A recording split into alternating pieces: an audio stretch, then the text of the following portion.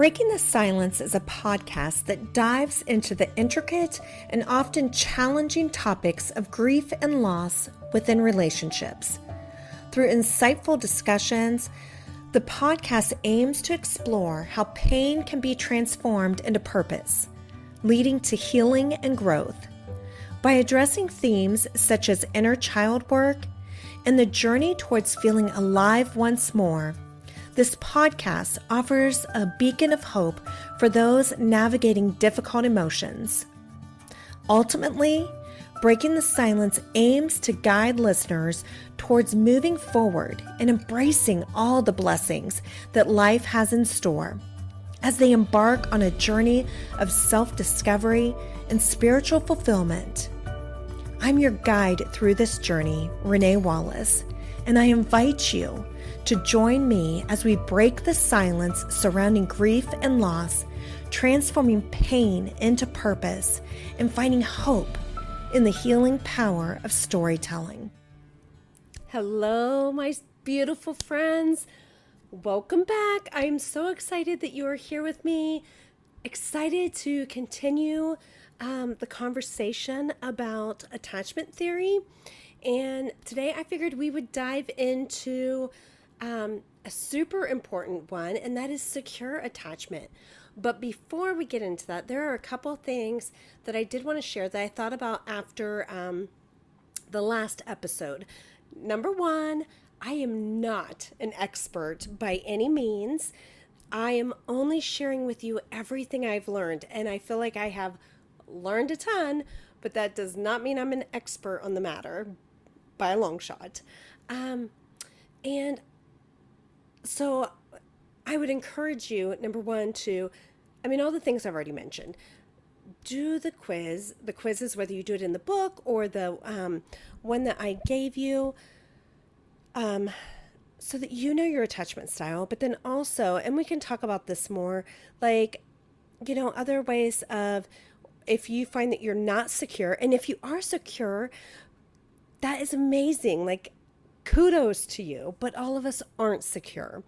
And so I also want to help with resources of things for those that aren't secure. So with that being said, the purpose of finding out your attachment style, I think serves a couple purposes. One, when we know our own attachment style, then we can work on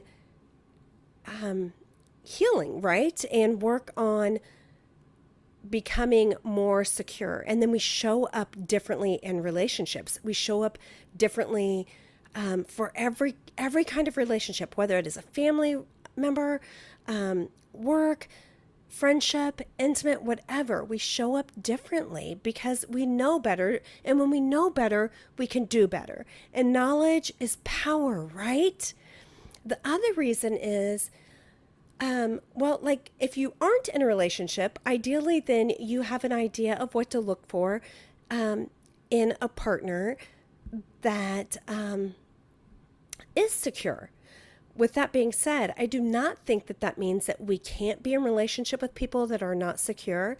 I think that when you are secure or you've earned security or you're working towards that, you can show up for people in a different way and you can hold space for them.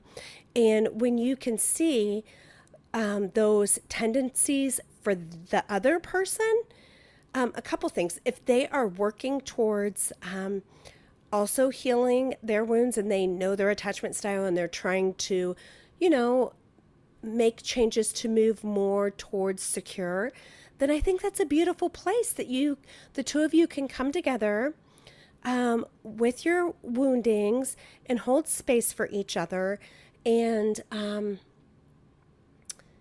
heal together. Because in relationship, of course, that is sometimes where we will get triggered, right? And we'll talk more about that. But that's where, once we're aware and we know it, we can be like, oh, okay, I see what's going on there. That I obviously have some wounding there that I still need to work on. What's going on really there for me? We can start to get curious and stuff. And And then my other question, or my other thing I was going to say is, I think we can show up for people in that way, but we can also acknowledge, like, we can try to hold space for them, but if they're not at that place yet that they either recognize their attachment style or are willing to do the work to try to move towards security, then we are able to then be in a healthy enough place to say, I care about you, but I have to walk away. This is not meeting the standards I have for myself, and all the different things, like, whatever your goals, standards, values are for your life.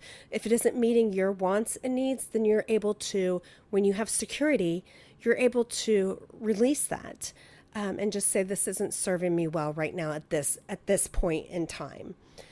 So I just wanted to clarify. Oh, and the only other thing that I wanted to share about that I think is so, so important. The idea of knowing attachment styles, whether it's knowing your own, which is, of course, super important, but knowing other people's, like I said, is so you can show up differently for them. It is not so that, like, oh, I know their attachment style. Now I can, if only they'd change this, or if only they'd do this, or da da da da da da da da da.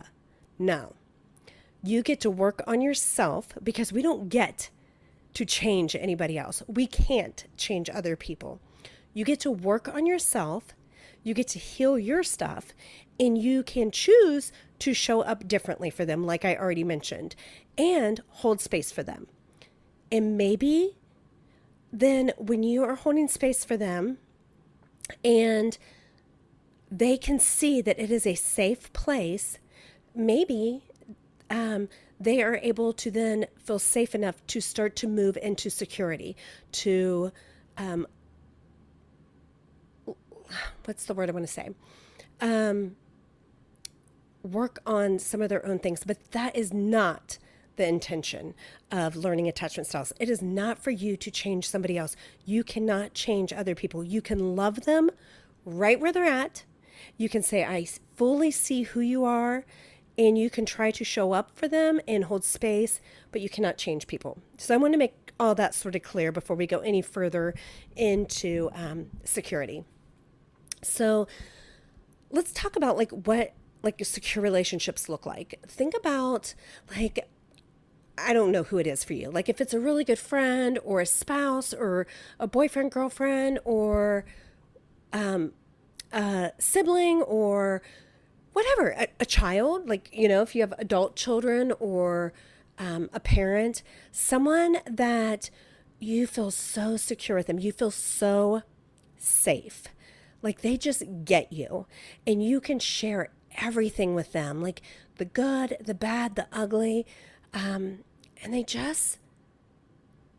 they're there, and you don't have to worry about what you say or what you do. They just love you unconditionally, like they're your person, sort of. That is like what a secure relationship is like. And if you don't know that, that is okay. That is the reason why we are here. So no condemnation, no judgment. We're holding space for the fact that everybody doesn't have that, and that is okay. So what is secure attachment? It's basically when you feel safe and confident in your relationships. So people with secure attachment, they trust others and are comfortable with closeness.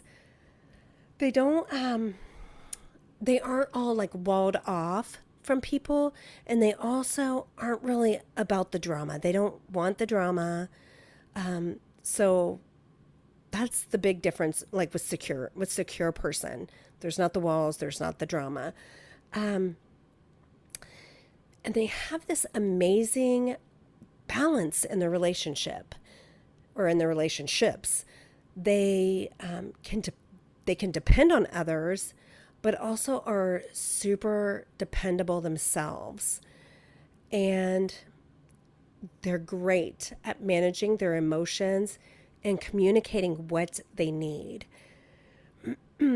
And so I know we skimmed over this last time, in the introduction, But let's talk about like where the secure attachment comes from and like what that looks like. So, of course, it usually starts when they're kids, unless you're going back and redoing, you're earning security. But an actual secure person, it starts in their childhood, and it often develops with their caregivers, and they were consistently responsive to them and nurturing. So think of it like the parents were building a strong foundation. Okay, so I want to share some of the behaviors that promote secure attachment with your children. So so that you can build that foundation. So give your children comfort, like physical or emotional, when they need you. Like I have one that he is my hugger, and I know like he just needs me to, if he asks me if I need a hug, it really means he needs a hug. So just whether it's physically just hugging the person and or emotionally, just like being able to sit and connect with them emotionally, make them feel safe by reassuring them verbally and being consistent in our behavior. Ask your child like what they need from you. And this is a huge thing that I'm working so hard to try to teach my kids as I'm doing this work myself, right? To express to me what they want and need. Like so much in our childhood. Well, depending, I shouldn't generalize. I shouldn't say that. It can happen that maybe we don't feel like we get to say what we want or need. Like that's somehow bad or wrong. And I want my kids to know that they can always ask. That doesn't mean it's always going to be a yes. My youngest is really good at asking for all the things he wants. And that doesn't mean I'm always going to say yes, but I am very proud of him that he is learning to express that.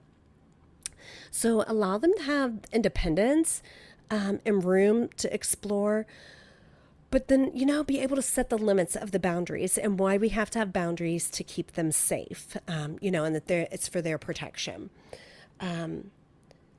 Help them understand their feelings and, navigate those, and not always the negative feelings and also the positive feelings. Like I think sometimes it can be really easy to want to focus on all the positive and everything always be happy and good and great and wonderful.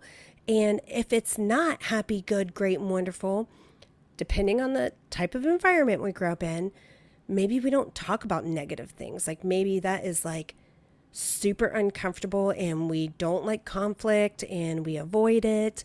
And somehow like to have a negative feeling is bad or wrong. And that is not the case.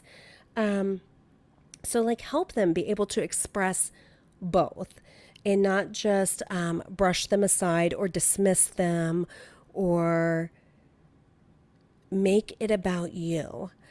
And I say that in the sense of like, I know sometimes I could absolutely be defensive. And that isn't always easy to admit these things, right? But this is about being real and healing and owning our stuff. And sometimes, even your kids can come to you about something and you want to defend yourself, right? Because of maybe how you were brought up. And it does not have to be that way. We can learn that we can hear what people have to say and not take it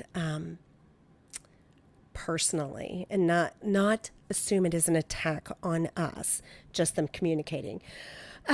So, provide support and encouragement along with, applauding all the wonderful things they do, the achievements along the way. And, when they make mistakes, let them know that that is normal. That is a part of life. That does not mean there's anything wrong with us or we're defective or why can't we get it together? Like none of that. That is part of growing and learning. Model empathetic behavior for them. Show them, teach them what it looks like to have compassion for other people, by helping or, all the different ways. It could be donating your time. It could be donating, donating things, whatever, having empathy for other people. And when you are upset with your kids about something they did, make sure that they know that the disappointment and any consequences that go with that or discipline is because of the behavior and not because of them. So I hope that is sort of helpful to give you some ideas of things with your kids. And then if you're an adult and you're working towards earning security, like I've talked about, the first thing, we have to be aware. That is where it's so crucial for you to go and do the quiz and find out your attachment style, because again, knowledge is power. And once we are aware, we start to see things. And I would encourage you, the things like I talked about, books, and maybe finding a coach or a therapist. And I would really encourage a coach or a therapist, but maybe you just really feel like that is not for you and you're not comfortable with it. Then I definitely feel like you have to, again, when I say have to, I don't mean you have to, you get to choose to, but you need to be in the books, working through them to become more secure, because that's when you become more aware. And the books that give you things to help to move yourself forward a little bit, like small exercises of things you can do. Just like if we were working out, right? We would go and we'd lift some weights and we're working out that muscle. Every exercise or whatever they give you in the books is helping you work that muscle to become more secure, to move out of that comfort zone of staying where it feels safe and bring you more into having healthy relationships.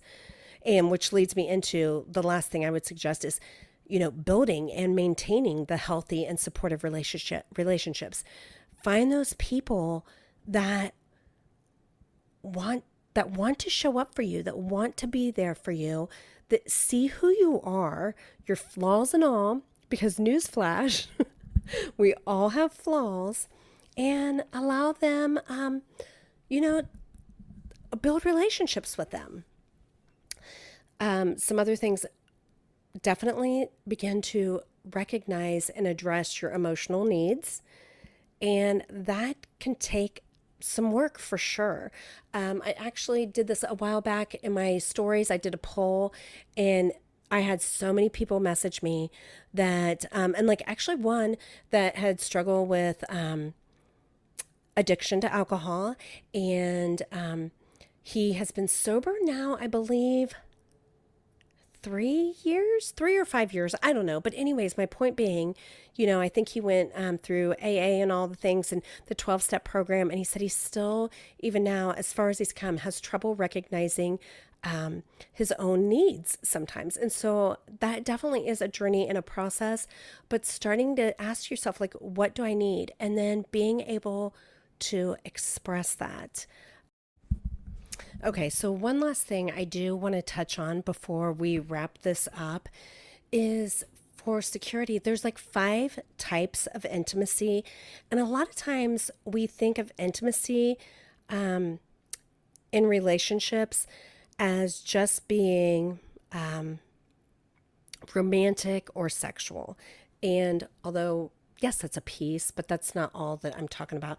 Having intimacy in a relationship means being able to experience authentic closeness and deep bonds with another person. And that's what helps us to feel safe, protected, secure, and loved. And so the 5 types of intimacy, first of all, is physical. And yes, of course, it's sexual and non-sexual. You get my point. I don't think I need to list, it can be holding hands or sitting close together, cuddling, hugging, kissing. You get the point. emotional, that is the second one. And that involves like honestly sharing of your thoughts and your feelings, your fears, your hopes, your dreams, and really like feeling heard and understood. And then the third one is like intellectual. So that is where like we communicate our beliefs and our viewpoints and ideas. Like when you just sit with somebody and you can just talk with them about everything, and just all different kinds of subjects. And, that's your intellectual part. And then experiences, like, doing things with them, whether it's like an activity or like running a race together, or maybe you guys have like a hobby that you enjoy together, playing video games, whatever, like, experiences, whatever, going on a walk together or sitting on the swing. I mean, not, well, yeah, sort of like even sitting on a swing together, that's still an experience. And then spiritual is the fifth one. And basically like where you can talk about things like, and share in something bigger than yourself. And, that can include like praying together or meditation, enjoying like a natural, like a phenomenon together, like the solar eclipse, not the solar eclipse. What? Yes, that was the eclipse, right? You know what I'm talking about, or the northern lights, when we get to share those, that sort of to me falls under, experiences and spiritual, right? Because when you look at the northern lights or the solar eclipse, like you're just in awe and wonder, right? Of something so much bigger than us. Going on a hike can fall under that. And talking about the meaning and the purpose in our life. So with those, my whole point in sharing those 5 things is this is like an example of an exercise. And I sort of took that part from the book that I told you about, the New Rules of Attachment. Like that's where you can look and be like, like what am I needing right in this moment? Do I need like, and this is where we learn to connect with other people, right? It's a secure person. Do I need physical right now? Or do I need just experiential? Like, do I need to experience something with them? Or do I need to have an intellectual conversation with somebody?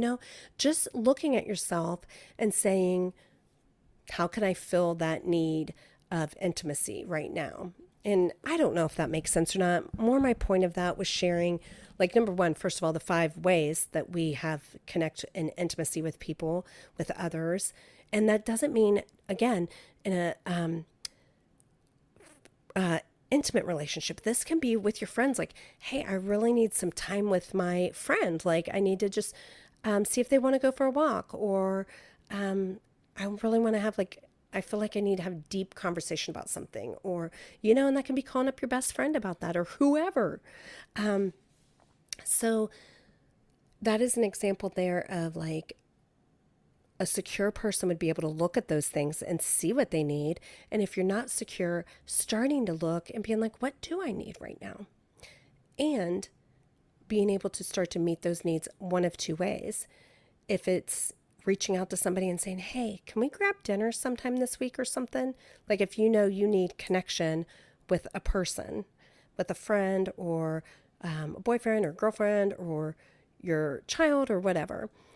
Or if it's even recognizing in yourself, you know what, I really just need some time for myself to go for a walk and get out in nature and process some things, that is okay too. So recognizing what you need. And I hope that helps. That might have really sort of went off a little bit, but I hope it even gives you an example of like some of the different things that we can look at in the exercises that can help us to move towards security if we aren't secure.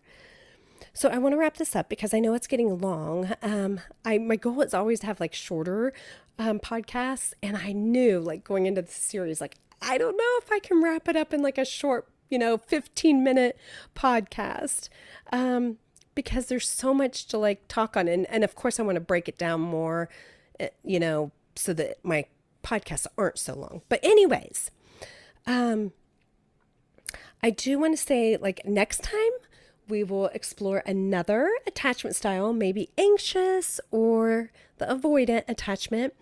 And I would love to keep the conversation going. Like, I would love to hear your thoughts, your takeaways, your questions, and even your stories, over on like social. So connect with me, reach out to me. You can find me on Instagram at Coaching with Renee, or on Facebook. You can message me either place. And let's keep talking about it.